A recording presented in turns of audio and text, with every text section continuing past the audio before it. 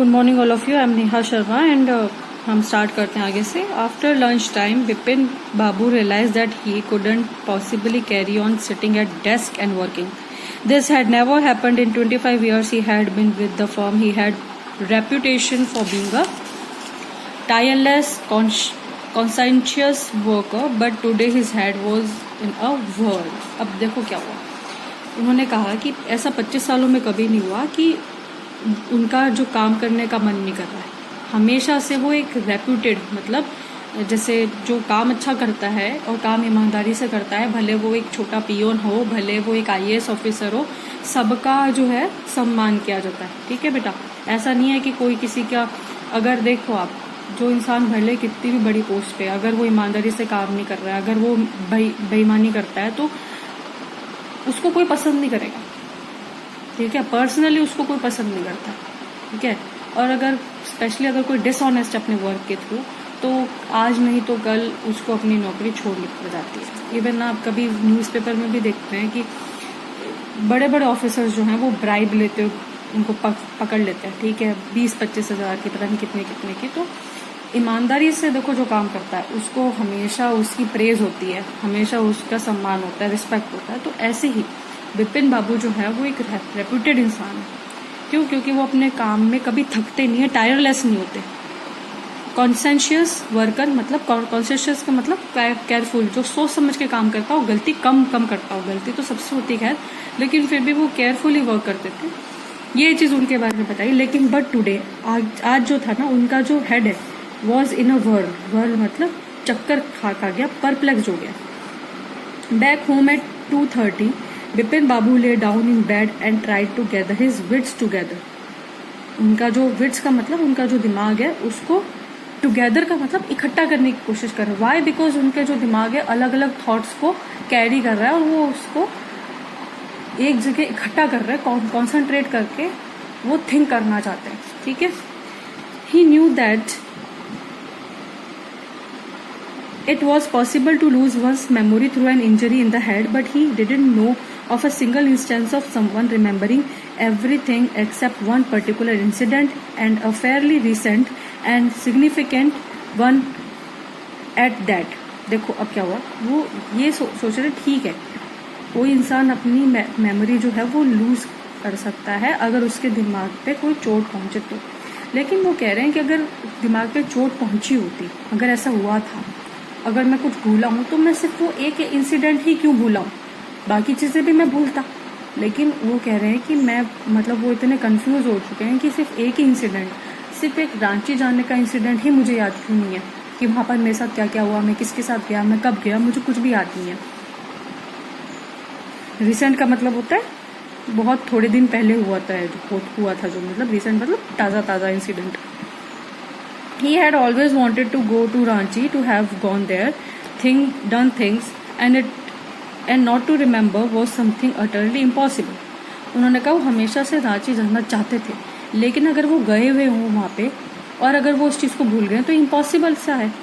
At 7:30, Bipin Babu's servant came and announced, Chunni Babu sir says it is very important.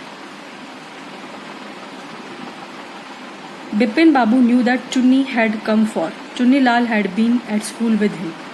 He would been having a rough time lately and have been coming to see him about a job. अब क्या हुआ, 7:30 शाम के 7:30 बजे उनके servant जो हैं बिपिन बाबू के, वो आते हैं कि सर चुन्नी बाबू आए हैं और वो कह रहे हैं कि मुझे बहुत ही इंपॉर्टेंट बात करनी है.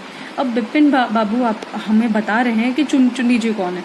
तो चुन्नी जो है वो उनके चुन्नी लाल है उनका नाम. चुन्नी लाल जो है उनके स्कूल के दोस्त हैं.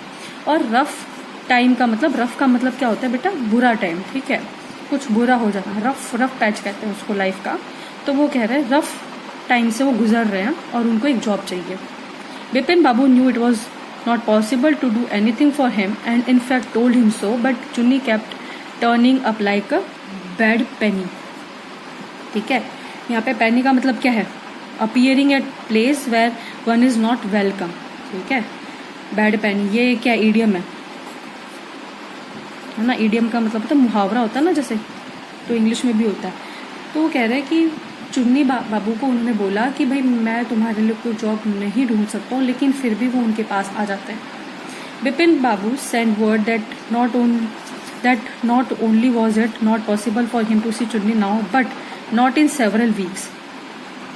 वो उनको कहते हैं कि मैं सिर्फ तुम्हें आज ही तुमसे नहीं मिल सकता हूँ, बल्कि कई हफ्तों तक तुमसे मैं नहीं मिलना चाहता. ठीक है, वो उसको ऐसा जवाब दे देते हैं. But soon as the servant stepped out of the room, it struck Bipin Babu that Chunni might remember something about 58 trip. There was no harm in asking him. एकदम से जब वो उसको भेज देते हैं तो अचानक से बिपिन को याद आता है कि हो सकता है कि जो 1958 की ट्रिप पे जो मैं गया था, हो सकता है वो चुन्नी लाल को याद हो. मैं उससे पूछता हूँ. Bipin Babu hurried down the stairs and into the living room. Chunni was about to leave, but seeing Bipin Babu appear, he turned round hopefully. ठीक है, वो जैसे निकलने वाले होते हैं उनके फ्रेंड, क्योंकि वो नीचे हॉल में बैठे होते हैं, लेकिन वो जैसे ही बिपिन बाबू को देखते हैं तो उनको एक होप आती है कि हो सकता है कि भाई ये मेरी मदद करने के लिए आया हो. लेकिन चुन्नी लाल को पता ही नहीं है कि वो उसकी मदद के लिए नहीं, वो खुद की मदद के लिए उनके पास आ रहे हैं, कुछ क्वेश्चन पूछने आ रहे हैं उनसे. Bipin Babu didn't beat about the bush. Beat about the bush बेटा ये भी एक इडियम है. बीट अबाउट बुश का मतलब क्या होता है कि किसी भी बात को देखो यहाँ पे लिखा हुआ केम स्ट्रेट टू द पॉइंट, है ना, कि किसी भी बात को सीधे बोल देना. बीट अराउंड द बुश का मतलब क्या होता है कि गोल गोल घुमाकर कोई बात नहीं कहना, सीधे बोल देना. ठीक है. Listen Chunni, I want to ask you something. You have a good memory and you have been seeing me off and on for a long time. Off and on का मतलब होता है आज भी और तब भी. ठीक है, तुम मुझे काफी टाइम से जानते हो, कहने का मतलब ये है. Just through your mind back and tell me, did I go to Ranchi 1958. वो कह रहे हैं कि तुम मुझे काफी टाइम से जानते हो, तो तुम मुझे बताओ कि मैं 1958 में रांची गया था. Chunni said, it must have been 58 or was it 59?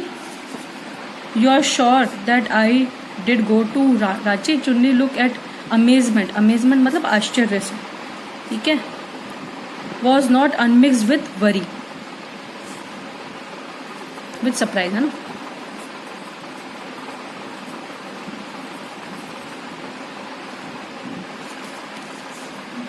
Do you mean you have doubts about having gone at all? Did I go? Do you remember clearly? Chunni sat down on sofa, fixed Bipin Babu with a long, hard stare and said, stare का मतलब होता है to look for a long time.